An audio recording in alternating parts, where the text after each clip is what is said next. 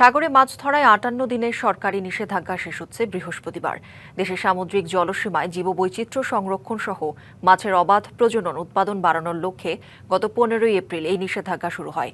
সাগরে যাওয়ার শেষ সময়ের প্রস্তুতিতে ব্যস্ত জেলেরা। অনেক দুঃসময় পেরিয়ে সাগরে মিলবে কাঙ্ক্ষিত মাছ, এমনটাই প্রত্যাশা তাদের। ঘাটে নোঙর করে রাখা ট্রলার, এখনো শুরু হয়নি কোলাহল, নেই মাছ বেচে কেনার হাঁকডাক। তবে জেলেদের মাঝে বেড়েছে ব্যস্ততা। কেউ জাল মেরামত করছেন, কেউ বুনছেন নতুন জাল, আবার কেউ নিচ্ছেন ট্রলার ঠিক করে সাগরযাত্রার প্রস্তুতি।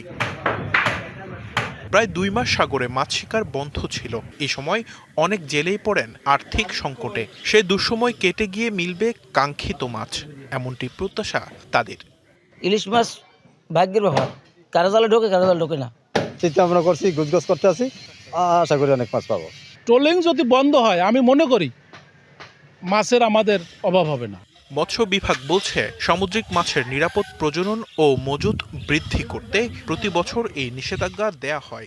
স্বাভাবিকভাবেই সব জায়গায় যেহেতু অবরোধ ছিল, অবশ্যই মাছের প্রাচুর্যতা বাড়বে। মাছ পর্যাপ্ত পরিমাণ ডিম ছাড়ার সুযোগ পেয়েছে এবং এই মাছগুলি যখন বড় হবে তখনই আমাদের এই সমস্ত জেলেরা মাছ বেশি পাবে বলে আমরা মনে করি। পাশের দেশ ভারতের সঙ্গে মিল রেখে এমন নিষেধাজ্ঞা শেষে এবার প্রচুর মাছ মিলবে, এমনটি প্রত্যাশা সবার। DBC news desk. নগদ নিয়ে এলো হার না মানা হার অফার। সর্বনিম্ন ১০,০০০ টাকা রেমিটেন্স নগদে পাঠালে থাকছে স্বর্ণের হার জেতার সুযোগ।